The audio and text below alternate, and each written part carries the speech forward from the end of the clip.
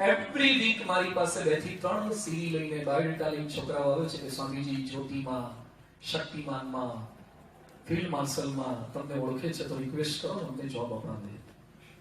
8.9 point સાથે કોણ જોબના issue છે, ક્રાઇસિસ છે. એ બધાની વચ્ચે તમે એમ માની લેશો કે ખાલી મારવાડીમાંથી બહાર નીકળી ગયા અને એન્જિનિયર થઈ ગયા અને તમને ગૂગલ વાળા આવશે તેડવા માટે. સિએટલ થી આવશે બિલ ગેટ્સ ને બધા. એ બધાની વચ્ચે આઉટરાઇટ જો પર્સનાલિટી આપણે ન બનાવી હો, only certificate can't make change in your life. Only certificate. પણ એક સાચી પર્સનાલિટી આજે મારી ખ્વાહિશ આપ સૌ પાસે એ જ છે. આપ જેને માનતા હોય એને માનો. તમારું બિલીફ, તમારો ધર્મ, તમારો સંપ્રદાય, તમારા ભગવાન, તમે જેને માનતા હોય એને માનો.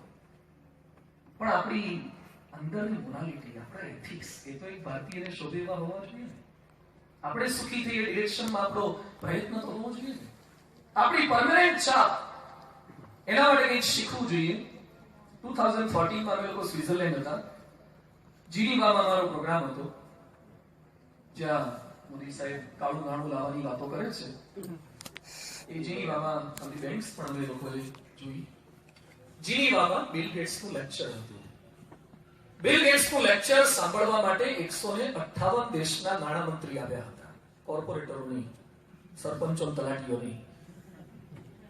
158 દેશના ફાઇનાન્સ મિનિસ્ટર. બિલ ગેટ્સે 2.5 કલાક લેક્ચર ત્યાં આપ્યું છે. 2.5 hours. બિલ ગેટ્સ નો લેક્ચર નો ટોપિક હતો business at the speed of light. Business light ની સ્પીડે કરવાનો છે. I have been to Bill Gates company at Seattle. અમે લોકો સિએટલ માઇક્રોસોફ્ટમાં જઈ આવ્યા છે. બીએપીએસ સંસ્થાનું મંદિર પણ સિએટલમાં એની બાજુમાં જ છે. બિલ ગેટ્સ કેટલા રૂપિયા કમાય છે? જે કોલેજમાં ભણતા હતા, જે સ્કૂલમાં, એ સ્કૂલમાં વર્ષો પછી ગયા અને એના સંચાલક એ ત્યાં હાજર હતા, જીવતા હતા. એને વાત કરી કે તમે આટલા મોટા થયા છો તો એક ડોનેશન, અમારે નવું કેમ્પસ ડિઝાઇન કરવું છે તો એક ડોનેશન આપો. બિલ ગેટ્સે વાત કરી કેટલા રૂપિયા જોઈએ છે કે $50 lakh. $50 lakh. અને બિલ ગેટ્સે પોતાના આસિસ્ટન્ટને બોલાવ્યા અને $1 crore નો ચેક ઇમિડિયેટલી ત્યાં લખી આપ્યો. $1 crore ચેક ડોનેશનમાં આપી શકે.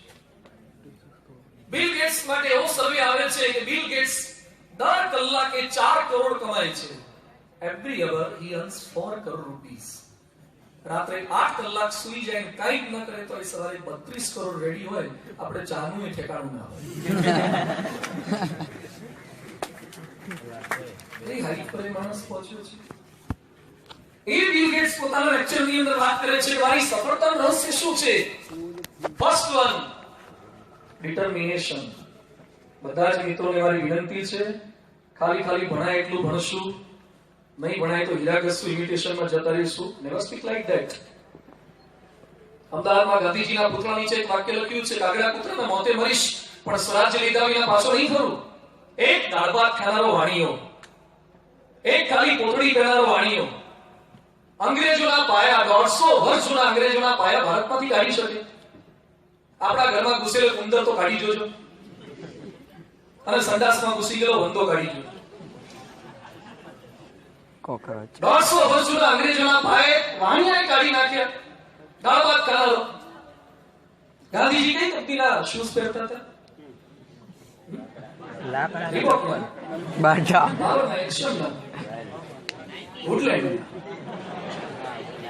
ગાંધીજી જીન્સ પહેરતા હતા, સ્કિન ટાઈટ,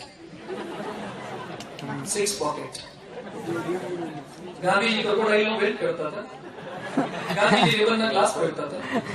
ગાંધીજી જીમમાં જતા તલવાર કરવા.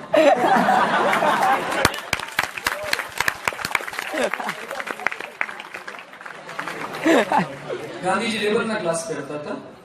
ગાંધીજીના માથા પર નાઇકીની કેપ હતી. હર્લી એન્ડ ડેવિડસન વાપરતા હતા. ગાંધીજીની સફળતા રહસ્ય એ છે, the secret of energy boost online board.